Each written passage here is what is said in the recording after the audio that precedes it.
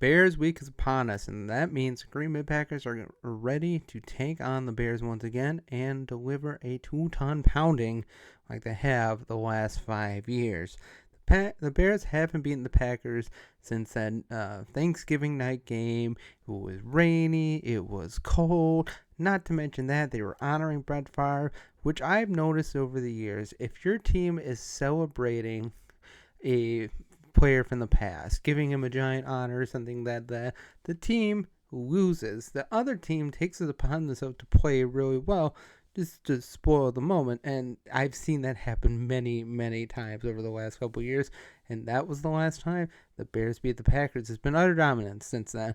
And it's looking to be another week of dominance for the Packers once again, because the Bears just lost a key piece of their defense right before the matchup.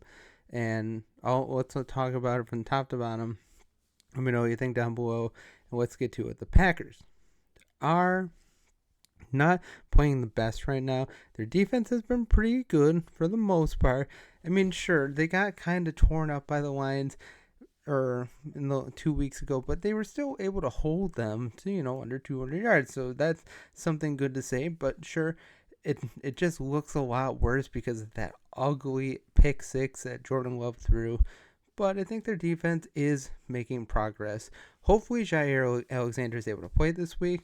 And now with Preston Smith gone, it becomes on Lucas Van Ness or Enigbare to Kingsley Enigbare to take advantage of the spot left by Preston Smith and really take it upon themselves to move up in the world.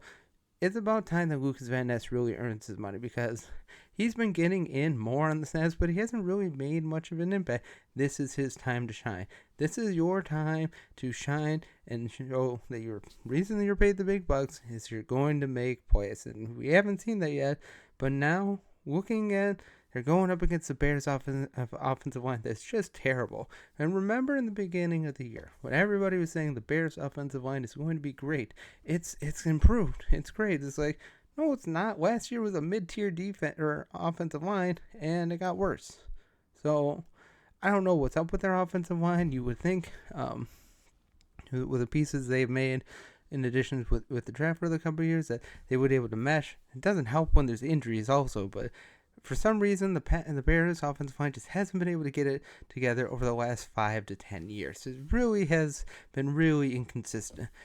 Now, the Bears' running game, DeAndre Swift is the main threat. A couple weeks ago, right around the trade deadline, they traded Khalil Herbert away. So now there's really DeAndre Swift, and I guess Roschon Johnson is in a decent role. Well, unless they get to the unless they get to the goal line and they'll hand it off to a fullback or an offensive lineman, like Refrigerator Perry, and totally miss it.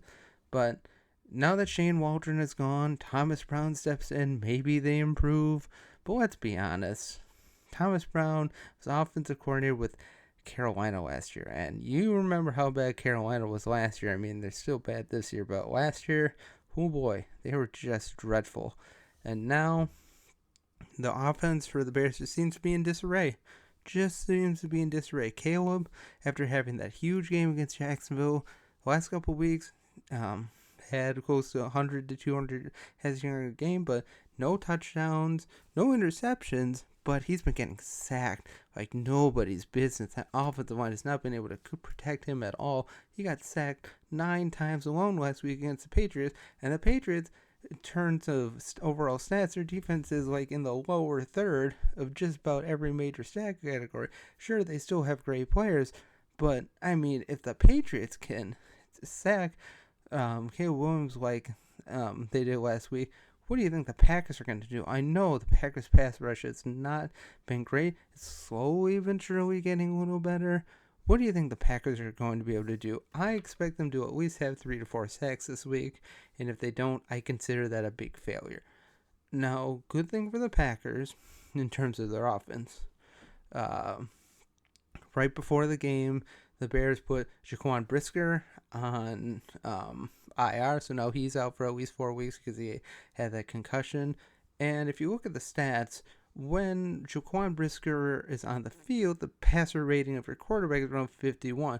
Now with Hicks being slided in his place, Hicks or overall opponent passer rating goes up to 121. That's like 70 point difference. That's huge difference. And especially with the way Jordan Love is playing, this might be a really good game for him to get right. Not to mention the way Josh Jacobs has been playing, and add onto that Marshawn Lloyd. Now, we haven't seen a lot of Marshawn Lloyd. What we really saw was him during minicamp, and he looked great. But again, that was during no pads, no tackling, so a lot of players look during that time. It's incumbent on him to take upon the charge, and he'll probably only get maybe a couple carries this game. They're gonna ramp it up and let him get ready for the season. But I expect him to maybe get a carry through this week, maybe mop up duty, something like that. But the stage is set for the Packers. It is absolutely set this week for them to actually get right, destroy the Bears like they have done for years, and use them as the whipping boy. Because let's face it, the Bears haven't looked good in the last 5 years against the Bears. Every time Bears fans get excited and think they're finally going to beat the Packers again, they just don't. And now look at their schedule. They have all six games against their NFC North opponents to end the year, along with Miami and San Francisco. That could very well be 6 to 7 losses right there. Now, yes, the Bears have had their number, the Lions' number, so maybe they get a few wins there. But man, if the Bears are going to get a win, it's going to be this week. They need to get off the schneid, but I don't see any reason why. I mean, you see DJ Moore out there. His sideline behavior is just kind of dreadful. I mean, he's basically calling people out left and right. I love the budding rivalry between DJ Moore and Xavier McKinney. And Xavier McKinney was right to call DJ Moore out because, I mean, that play a couple weeks ago just looked bad. And I don't know why. DJ Moore is supposed to be one of the best wide receivers in the league, and he hasn't shown it. Now, a lot of it is due to Caleb just takes his time too long. One important stat for Caleb Williams out there, he's one of the best quarterbacks when getting the ball out fast. If he holds the ball for less than 3 seconds, he's one of the most efficient quarterbacks in the league. When it goes beyond 3 seconds, longer and longer and longer, he starts holding onto the ball too long, and then that's when bad things happen, like sacks, overthrows, and a lot of times underthrows as well. Caleb Williams certainly does have talent. He's shown it so far this year. I just don't know if he really has it in him because of the coaching staff that he had. Again, I'll make this point again. If the Bears would have wanted to really start afresh, they would have fired Eberflus last year.